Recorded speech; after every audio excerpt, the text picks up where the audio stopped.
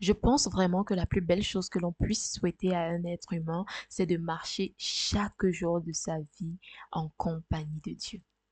Je m'explique. Moi, à un moment dans ma vie, je pensais que Dieu, c'était une entité, voilà, suprême au-dessus de toute chose, qui avait le pouvoir de contrôler de façon surnaturelle ce qui arrivait sur Terre, et donc que je pouvais lui demander de m'aider à atteindre mes objectifs. Eh bien, c'était légèrement erroné. Et dans ce podcast aujourd'hui, je vais parler avec toi de quelques petites habitudes que j'ai mises en place pour, voilà, avoir, ou alors pour améliorer ma relation avec Dieu, pour mieux comprendre Dieu, mais surtout pour mieux comprendre les projets qu'il avait pour moi.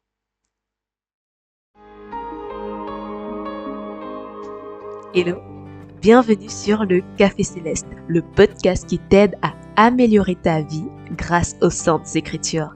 Je suis Germaine Diem, servante du Christ, et chaque semaine, je partage avec toi des enseignements sur le couple, la famille, la vie professionnelle ou les finances, tous basés sur des histoires ou versets bibliques. Alors, si tu as souvent la flemme de lire ta Bible ou que tu as essayé fort sans jamais y parvenir, ce podcast va t'aider à mieux comprendre les Saintes Écritures pour les mettre en application dans ta vie. Et je prie l'Éternel qu'il crée en toi le désir ardent de lire davantage la Bible. Maintenant que c'est dit, tu n'as plus qu'à t'installer avec un café, un thé ou de l'eau et grandissons ensemble.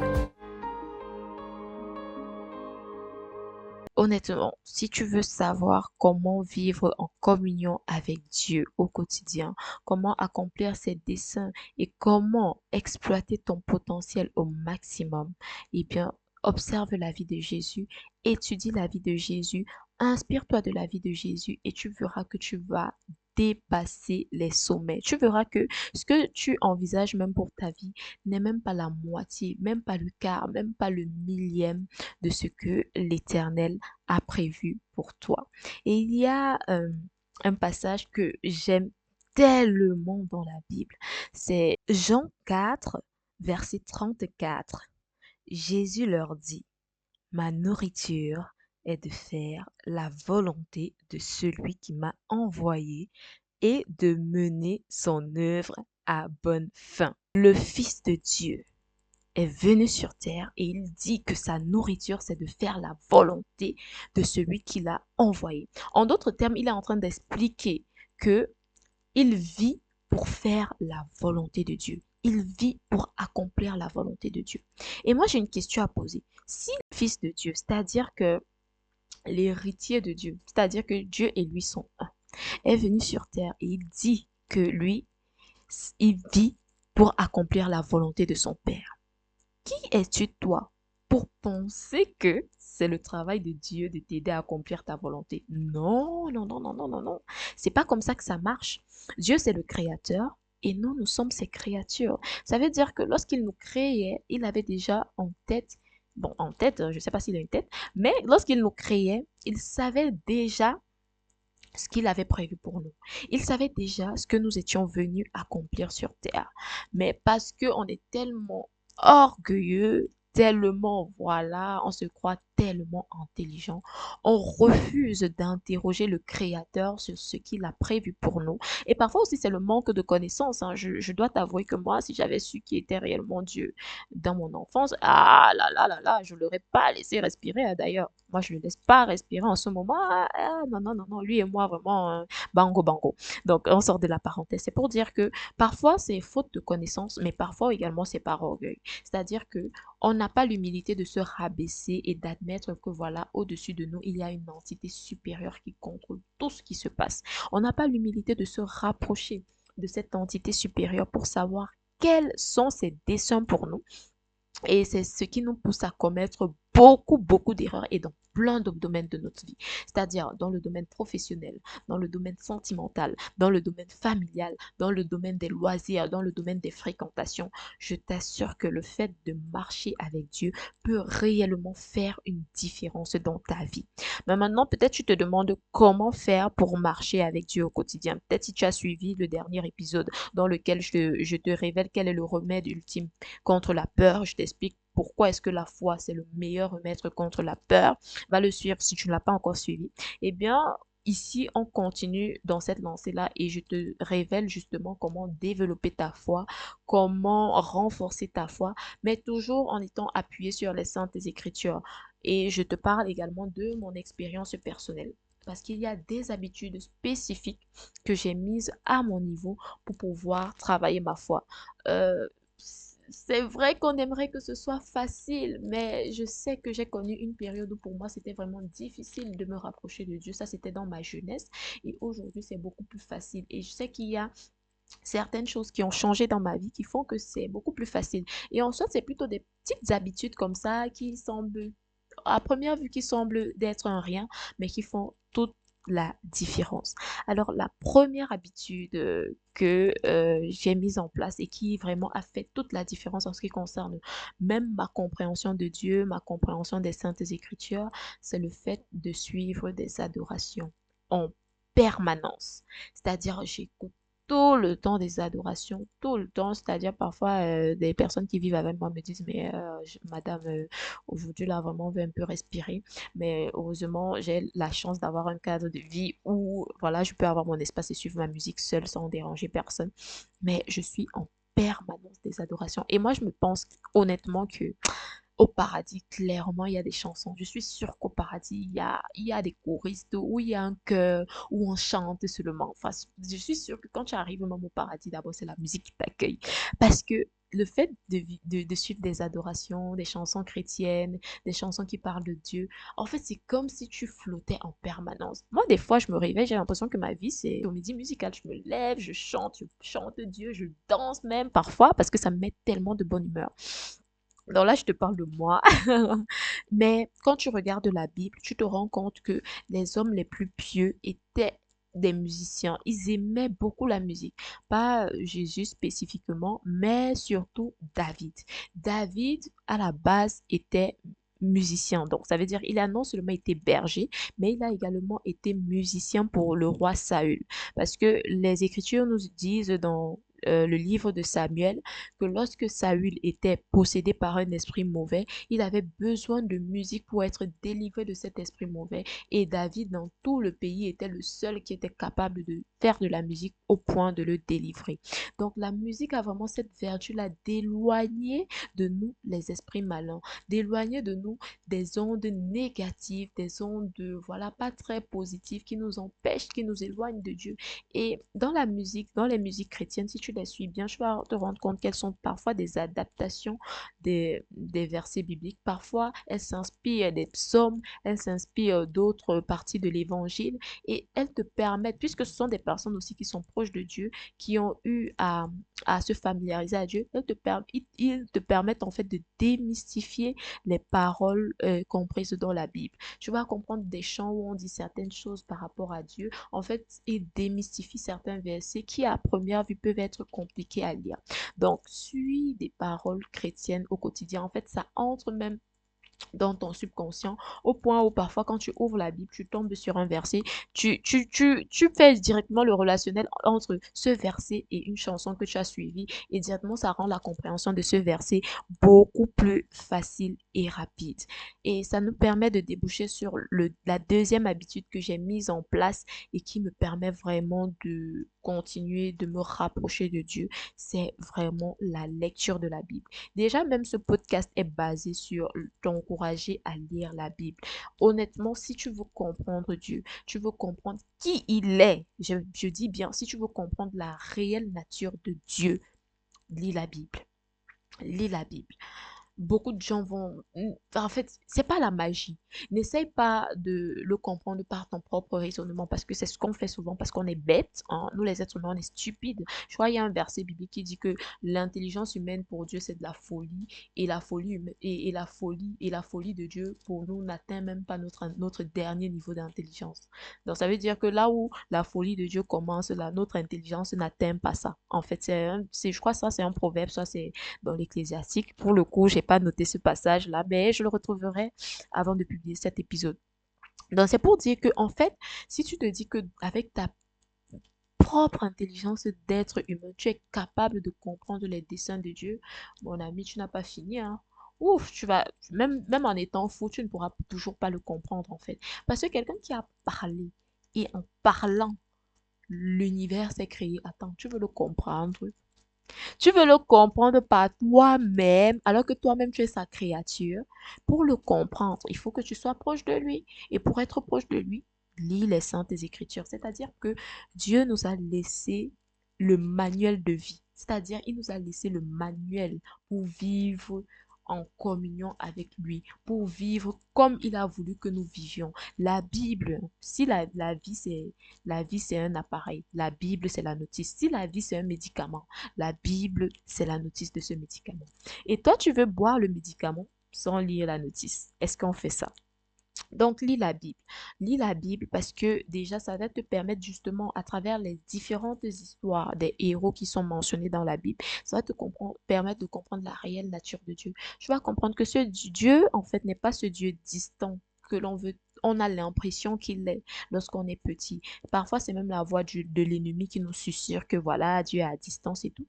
Dieu est avec toi chaque jour de ta vie. C'est-à-dire, pendant même que tu suis ce podcast, sache que si tu es en train de l'écouter, c'est parce que Dieu a voulu que tu l'écoutes et parce qu'il avait un message spécifique à te faire passer.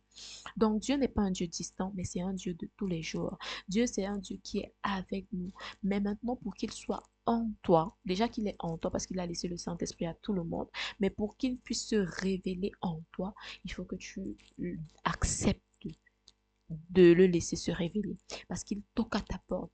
Every day, à chaque heure, à chaque minute, il fait tout. Il fait pieds et mains pour que tu le rencontres. Mais parfois, c'est toi qui refuses de le rencontrer parce que tu es tellement aveuglé par les distractions, tellement aveuglé par la recherche de l'argent, tellement aveuglé par les réseaux sociaux à longueur de journée, tellement aveuglé par les séries, par les films, par les informations que tu ne prends plus la peine de passer un temps en aparté avec Dieu. Tu ne prends plus la peine de lire la Bible. Dans un podcast à venir, je vais t'expliquer comment lire la Bible et mieux la comprendre. Du moins, je vais te donner les outils que personnellement j'utilise pour mieux comprendre les saintes écritures et tu comprendras que en fait c'est pas sorcier. C'est vrai qu'à au premier abord la Bible c'est un livre assez colossal, assez intimidant même, rien que de par la façon dont il se présente, mais je t'assure que lorsque tu as certaines petites astuces, des petites astuces de rien du tout comme ça là, allez, la lecture de la Bible va devenir ta meilleure, je veux dire ta meilleure occupation. Moi, j'ai atteint un stade où quand je lis la Bible, je suis tellement contente. J'ai l'impression que je suis en train de suivre de lire soit un roman. Donc, ça, c'est l'équivalent, en fait, pour moi, de lire un roman à l'époque ou l'équivalent de regarder une série télévisée parce que tellement les histoires qu'il y a dans la Bible sont intéressantes, tellement les enseignements sont riches que je me dis, mince, alors, il n'y a pas ça à la télé, hein. Il n'y a pas ça à la télé, sauf si ce sont des séries chrétiennes. Donc, c'est pour dire que, voilà, la lecture de la Bible te permet de comprendre quelle est la réelle nature de Dieu, te permet de comprendre à quel point Dieu t'aime, à quel point il est amour, à quel point il ne cesse de nous laisser des chances et des chances et des chances et des chances et des chances de venir vers lui et on ne le mérite tellement pas parce que quand tu vois ce que les gens font, ouf, que ce soit dans la Bible ou même dans ton pays, tu te dis mince alors, qui peut avoir le cœur de Dieu? Personne, aucun être humain ne peut avoir le cœur de Dieu. Donc ça, c'est la deuxième habitude. Et la troisième habitude, c'est vraiment passer un temps d'intimité avec Dieu. C'est-à-dire un réel temps d'intimité avec Dieu. Prends le temps parfois, 1 heure par jour, 2 heures par jour, parfois même 6 heures par jour, de couper toutes les distractions, mais vraiment toutes les distractions autour de toi. Tu coupes le téléphone, tu coupes la télévision, tu coupes tout. Tu t'enfermes et tu restes en aparté avec Dieu. C'est ce que les bouddhistes peuvent appeler souvent la méditation. Mais la différence avec la méditation, c'est qu'elle te fait écouter ta voix intérieure. Et quand tu as la chance, ta voix intérieure, la voix intérieure qui est forte en toi, c'est la voix du Saint-Esprit. Mais l'idée ici là de ce temps en aparté avec Dieu, c'est vraiment d'écouter le message de Dieu pour toi, de dire ah, Seigneur, Seigneur, je suis là. C'est aussi d'avoir une conversation avec Dieu. C'est un peu comme la prière en fait. Mais sauf que là, j'ai envie de dire que c'est un temps, c'est un peu comme si tu étais en rendez-vous Tu vois, donc il n'y a pas la pression de tout le temps demander quelque chose à Dieu, parce que c'est ça le problème avec la prière. On est tout le temps en train de demander à Dieu, Seigneur, dis-moi, Seigneur, révèle-moi, Seigneur, donne-moi, Seigneur, je veux le travail, Seigneur, je veux le mari ou la femme, Seigneur, je veux la maison, Seigneur, je veux. Mais on ne prend pas le temps de l'écouter. Passer un temps d'intimité avec Dieu, c'est juste aller en balade avec Dieu. De même que quand tu pars peut-être en rendez-vous galant avec un homme ou une femme, tu sais bien que tu vas pas demander à l'homme ou la femme que tu rencardes. Tu vas pas tout le temps lui demander, chérie, il me faut la coiffure, chérie, il me faut les chaussures, chérie, il me faut les vêtements, parce que ça va devenir saoulant et il va te quitter. Ou à une femme, tu vas pas tout le temps lui demander, ah, j'ai besoin de carburant dans ma voiture, ah, machin, mon boss me saoule, ah, tu vas pas passer le temps à faire ça, elle va te quitter, honnêtement. Elle va te quitter.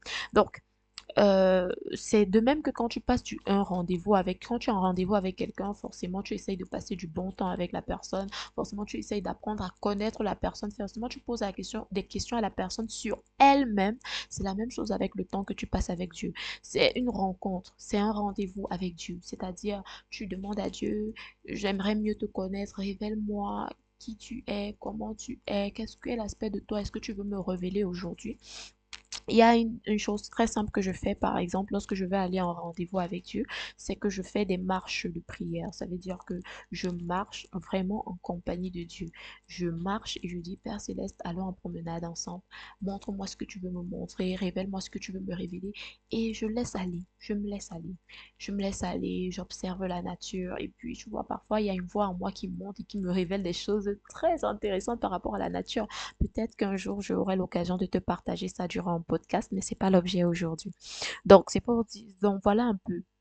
Troisième habitude qu'il faut mettre en place vraiment, c'est de passer des moments intimes avec Dieu. Pas des moments où tu es seulement là à le prier, prier, prier, prier, que Seigneur, fais ceci dans ma vie, fais ceci dans ma vie, mais des moments où voilà, tu le laisses te parler, tu passes un moment d'intimité avec lui, tu savoures sa présence, hein. Vraiment, comment tu peux aimer savourer la présence d'un homme ou d'une femme, mais tu es incapable de savourer la présence de celui-même à qui tu dois la vie. C'est bizarre, non? C'est très bizarre. Apprends désormais à passer du temps avec Dieu. Ok, non mais après je te tanne pas du tout. Moi aussi j'ai fait ça. Moi aussi parfois, voilà, j'étais réticente. En fait, je savais même pas qu'il fallait passer du temps avec Dieu. Parfois on fait pas des choses pas parce qu'on veut, mais parce que voilà, on n'a pas la présence d'esprit, on n'a pas l'information. C'est aussi pour ça que le café céleste est né, pour te permettre d'avoir ce type d'informations qui vont t'aider à faire toute la différence dans ta vie. Donc, au passage, partage si tu ne l'as pas encore partagé pour aider d'autres personnes. Ne sois pas seul à avoir les bonnes informations. Partage-les avec ton entourage, ta mère, ton père, tes frères, tes soeurs, ta femme, ton mari, tes enfants. C'est important d'avoir toutes ces informations-là pour te permettre de vivre ta vie au mieux. Donc voilà la troisième habitude, passer un temps d'intimité avec Dieu. La quatrième habitude que j'ai mise en place et qui m'a permis voilà, de développer ma foi, de développer ma relation avec Dieu, cette fois-ci, c'est la prière. Alors la prière, c'est différent de la marche de prière ou du temps d'intimité. Parce que le temps d'intimité, tu vois, il est relax, il est free, il n'est pas... Bref, il est relax, il est free, quoi. Alors que la prière, on est beaucoup plus concentré. On est beaucoup plus concentré et on laisse, en fait, dans la prière, c'est vraiment, tu laisses ton esprit parler à l'Esprit de Dieu. Pour ceux qui ont déjà reçu le baptême du Saint-Esprit, vous savez de quoi je parle. Mais si vous ne l'avez pas reçu, c'est pas grave. On parle avec le cœur. La prière, c'est vraiment un cœur à cœur avec Dieu, c'est-à-dire tu sais ce que tu as demandé à Dieu. Par exemple, tu as peut-être des questions que tu te poses par rapport à ta vie. Je sais pas quels sont les problèmes que tu rencontres. Peut-être c'est par rapport à ton couple que tu as des difficultés. Peut-être c'est à ton lieu de service que tu as des difficultés. Peut-être c'est dans ta famille. Voilà. Et tu as des requêtes, tu as des questions que tu te poses. Eh bien, tu les écris, tu les formules en intention. Tu peux les écrire ou tu peux les formuler en intention dans ta tête et quand tu te mets à prier en prière, c'est vraiment dans le but d'avoir des réponses, dans le but que Dieu te révèle ce qu'il y a lieu de faire pour résoudre ces problèmes. Attention à ne pas toujours demander à Dieu de faire des trucs surnaturels pour te permettre de changer ta vie. Parfois, le problème vient de notre foi.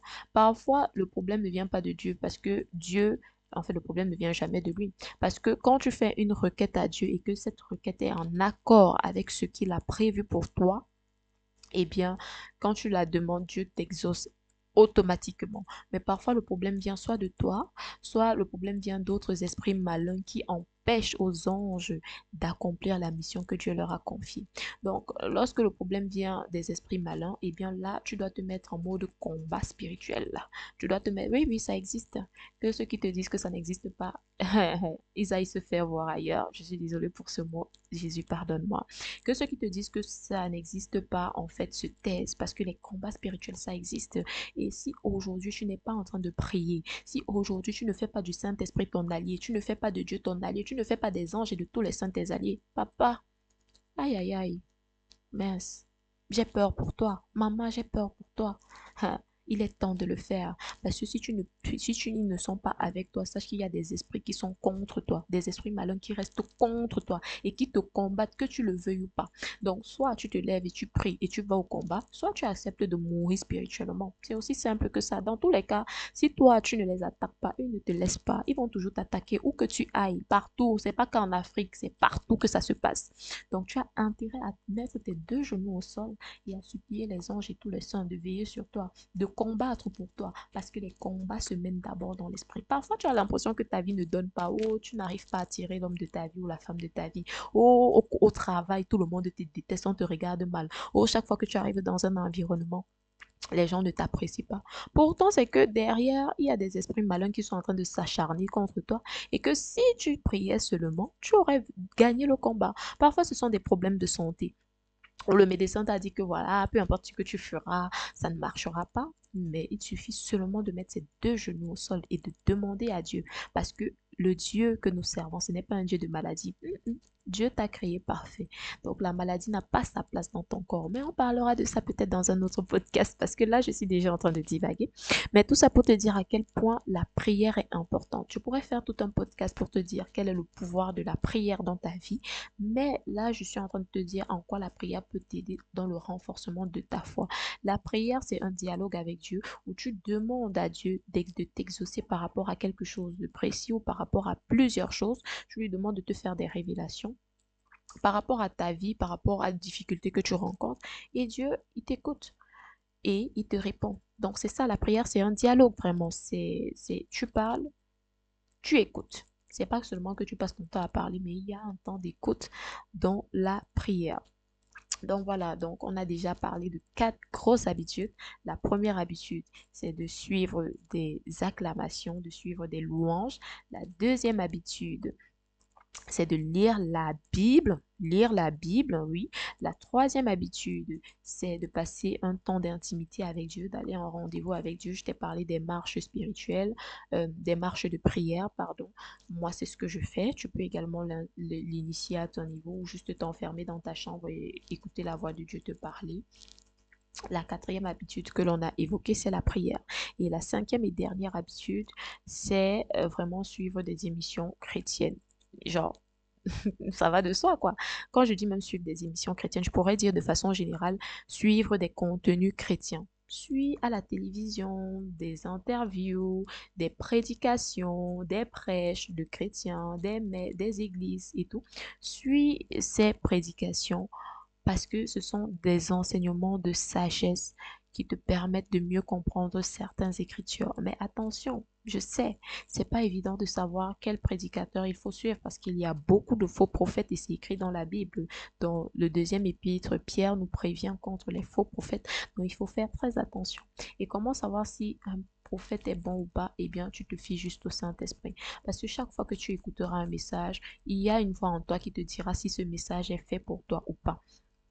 Moi, parfois, il y a des prédicateurs que j'écoute et que j'apprécie beaucoup, mais parfois, quand je les écoute, je sens que le message qu'ils sont en train de partager n'est pas fait pour moi et donc je vais zapper. C'est-à-dire, si j'ai l'habitude de suivre telle prédication et que je la mets, mais que le message, quand je l'écoute, mon cœur me dit c'est pas pour toi aujourd'hui, du moins c'est pas pour toi, eh bien je zappe. C'est pas que le prédicateur est mauvais, mais c'est juste que le message n'est pas pour moi à ce moment donné là. Mais peut-être que plus tard je serai concernée. Et parfois aussi c'est juste que c'est le prédicateur qui est peut-être, un faux prophète, on ne sait pas.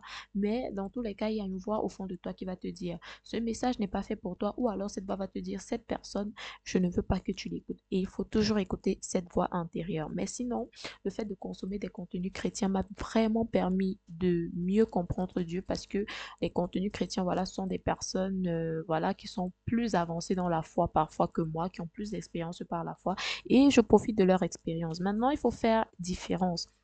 Il faut faire attention. Je suis le contenu, je suis ce que la personne dit, mais ça ne veut pas dire que je vais idéaliser la personne. Donc, si demain la personne fait quelque chose de voilà vraiment terrible, je vais pas remettre en question tous les enseignements que j'ai reçus de cette personne parce que je sais que aucun être humain n'est parfait. Là, c'est parce que cette personne base ses enseignements sur Jésus-Christ. Parce qu'on l'a bien dit au début, Premier je crois que épître, c'est Saint vraiment, Jean dans je le sais pas si chapitre c'est 2, dans ce podcast-ci qu'est-ce qui se que tu passe? l'as dit, Quiconque nie le mais Fils ne possède pas non plus le dans, Père. dans, Qui confesse le dans Fils possède aussi le Père. donc là, Saint Jean est en train de nous mettre en garde contre les antichrists et il nous dit comment reconnaître les antichrists. Et les antichrists sont ceux qui ne confessent pas Jésus-Christ comme Seigneur et Sauveur. Donc dès lors que quelqu'un confesse Jésus-Christ comme Seigneur et Sauveur, ça le rend éligible à être écouté. Pas forcément que tous ces enseignements doivent être avalés parce que voilà, certains, Mais dans 2 c'est Pierre délicat, mais ça 2, le rend donc dans éligible. le Et deuxième si épître à lorsque Pierre, cette personne se chapitre 2 confessait, du verset confessait 1 à Jésus-Christ 3, comme Seigneur et on Sauveur le et dit, qu'elle à enseignait ceci vous et que ces reconnaîtrez enseignements les... dans ton Oh cœur ont non, résonné c'est pas comme ça, étant attends. des enseignements de vérité, eh bien, si cette personne a commis une erreur, bah, ça remet pas en question la qualité des enseignements qu'elle t'a fournis, c'est juste l'erreur en question. Ce qui est différent de quelqu'un qui n'a jamais confessé Jésus-Christ, hein. On est d'accord sur cette base-là. En tout cas, tu connais déjà quelle est l'idéologie du podcast.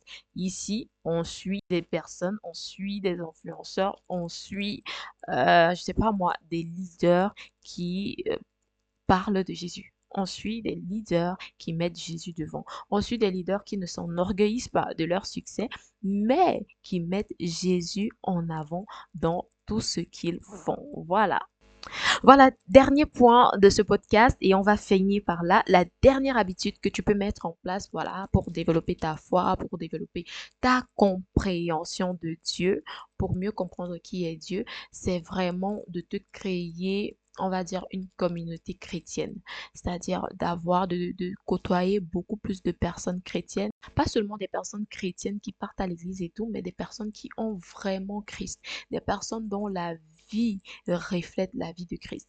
Et ce n'est pas toujours facile de trouver ces personnes-là, mais si tu as la grâce d'en avoir dans ton entourage, si tu as la grâce d'avoir dans ton entourage des personnes, voilà, que tu vois souvent en train de parler de Dieu, de Christ, qui mettent souvent Christ en avant, bah essaye un peu de te rapprocher de ces personnes-là, savoir déjà, avoir leurs conseils aussi, qu'elles puissent te guider dans la foi et aussi leur partager ton expérience. Et c'est comme ça que l'on grandit. Pourquoi? Parce que lorsque tu auras des difficultés, lorsque tu auras des baisses de foi, surtout lorsque tu auras des problèmes spirituels et que tu parleras de ça avec ces personnes, elles seront plus outillés en fait pour te conseiller. Ils vont peut-être te dire que voilà, lis tel passage, réfère-toi à tel passage biblique. Ils vont te dire par exemple que voilà, prends l'exemple sur David, il a fait comme ça, comme ça, comme ça, et regarde le résultat que ça a donné. Prends l'exemple, cet exemple de Jésus, il a fait comme ça, et voilà l'exemple, voilà le cas, voilà ce que ça a donné. Donc parfois, on se complique trop la vie en se disant voilà, ma vie est compliquée, ce mec ne m'aime pas, cette femme ne m'aime pas, ou mon patron ne m'aime pas. Pourtant, dans la Bible, il y a absolument toutes les questions, les réponses aux questions que tu te poses. Il faut juste quelqu'un des fois pour te guider, te dire que voilà, lis tel passage, pardon, ça va t'aider. Donc, tu peux te créer vraiment une communauté. Tu peux, s'il y a une église dans ton quartier, tu peux rejoindre cette église-là. Selon tes croyances, ton appartenance religieuse, tu rejoins cette église, tu rejoins vraiment une communauté dans cette église-là. Euh, et voilà, ça te permet déjà de te familiariser avec cet écosystème assez religieux, de te familiariser avec des personnes qui ont Christ. Ça ne veut pas dire qu'elles seront parfaites. Il faudra apprendre à vivre avec elles, mais il faudra aussi apprendre de ces personnes-là, parce que c'est ça aussi l'essence du christianisme, c'est de vivre dans l'unité et apprendre des autres. Quoi d'autre? Tu peux avoir aussi dans ta famille quelqu'un qui est vraiment avancé dans la foi. Tu peux te rapprocher de cette personne pour être guidé. Moi, personnellement, j'ai été guidée par un membre de ma famille, par ma grand-mère, très, très pieuse, tellement pieuse. Oh, cette femme, que le Dieu la bénisse. Donc, c'est elle qui m'a guidée déjà. Quand je suis venue vers elle, c'est parce que Dieu m'avait révélé que va vers ta grand-mère. En fait, j'ai reçu une forte voix qui m'a dit, va vers ta grand-mère, va vers ta grand-mère. Et c'est là que je suis allée vers elle et c'est elle qui m'a vraiment conduite sur le chemin de ma conversion. Donc, si aujourd'hui Café Céleste est né, c'est en grande partie grâce à elle parce que, hormis le fait d'avoir donné naissance à ma mère, elle m'a aussi guidée sur le chemin de la foi et je suis convaincue qu'elle a prié je ne sais combien de fois pour moi. Donc, dédicace grand-mère. Donc voilà, peut-être s'il faille ajouter une habitude bonus, ce serait va à l'église. Tout simplement parce que voilà, à l'église, ça te permet de communier avec d'autres chrétiens. L'église, ça te permet vraiment d'aller au rendez-vous que Jésus-Christ nous donne parce que Jésus-Christ était un roi d'unité, le roi des rois. Il est venu pour servir, mais il est également venu pour unir, pour nous faire comprendre quelle est l'importance de l'amour, pour nous faire comprendre qu'il est important de vivre dans l'amour. Et le fait d'aller à la messe au moins tous les dimanches, c'est une façon de contribuer à cet acte d'amour. C'est une façon de se remémorer cet acte d'amour. Et quant à l'église, il y a une culture que l'on a, c'est de prendre le sacrement, bah, tu peux pas prendre le sacrement chez toi. Et en plus, si tu prends le sacrement seul chez toi, ça n'a pas la même signification que lorsque tu le prends à l'église. Le sacrement, c'est vraiment cette chose-là qui nous unit, nous tous entre chrétiens, parce que lorsqu'on prend le sacrement, on devient tous unis en Christ. Je sais pas si tu comprends, tu arrives à comprendre ça, mais c'est ça qui fait que nous sommes tous membres de la même famille. C'est ça qui fait qu'aujourd'hui, Germaine Jamais est en train de d'enregistrer un podcast alors que finalement, s'il faut regarder avec les yeux du monde, ça ne lui rapporte pas de l'argent, ça ne lui rapporte pas de la notoriété en soi, puisque c'est Jésus, c'est à Jésus que revient la gloire. C'est parce que nous sommes unis en lui que je peux prendre de mon temps, de mon énergie pour lire la Bible, pour la synthétiser, du moins synthétiser ce que je comprends, prendre le temps d'enregistrer le message, prendre le temps de faire le montage, prendre le temps de publier, parce que pour publier justement, il faut avoir des données Internet, donc ça coûte de l'argent et sans rien demander en retour. D'ailleurs, abonne-toi et partage à un autre frère ou à une autre sœur que ça pourra aider. N'oublie surtout pas de le faire, c'est très très important pour faire grandir la famille chrétienne. Donc voilà, c'est ça en fait l'importance de l'Eucharistie. C'est ça qui nous permet de former une seule famille. Et le fait de dire que tu restes chez toi à regarder la télé, à te reposer, en fait, ça encourage tout simplement l'égoïsme. Et tu vas voir que pour ceux qui à un moment étaient pieux, étaient croyants et qui à un moment ont baissé leur foi, l'un des moyens que le malin a utilisé pour les pousser à abandonner, c'est qu'il a commencé par s'attaquer à l'église. Il a commencé par les empêcher d'aller à l'église. Dans un prochain podcast, forcément, je vais insister sur le fait, l'importance vraiment d'aller à l'église parce que là, on est déjà à plus de 30 minutes sur celui-ci. Et je crois que tu en as déjà peut-être un peu assez d'écouter ma voix. J'espère que non. Sinon, j'espère que voilà, ton café, je pense que ton café là, alors s'il est déjà terminé. Donc, voilà pour résumer en quelques mots, encore une fois, les habitudes que tu peux mettre en place, voilà, pour développer ta foi et pour te rapprocher de Dieu, du moins des habitudes qui, moi, m'ont aidé. La première habitude,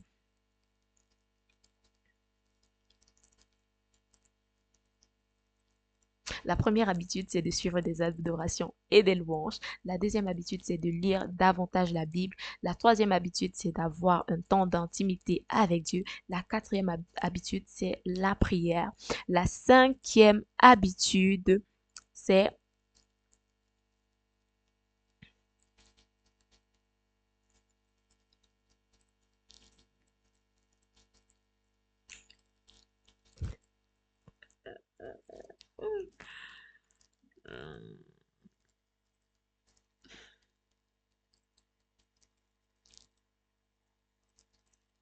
la cinquième habitude, c'est de développer une communauté chrétienne ou alors de se rapprocher de quelqu'un qui est plus avancé dans la religion que nous, d'avoir un guide, en fait, d'avoir un mentor avec qui on parle régulièrement de religion. La sixième habitude, c'est de suivre régulièrement des émissions, des prédications qui ont trait à la religion, qui ont trait à la parole, qui ont trait à l'évangile. J'insiste là-dessus, tout en suivant notre Saint-Esprit, c'est-à-dire quand ton Saint-Esprit, quand ta voix intérieure te dit suis, tu suis, quand ta voix intérieure te dit ne suis pas, ne suis pas. Et la dernière habitude, bien évidemment, c'est d'aller à l'église de façon régulière. Donc, c'est tout pour aujourd'hui. Si tu es resté jusque-là, oh mon Dieu, cœur sur toi, que le Seigneur te bénisse abondamment. Prends soin de toi. Bye.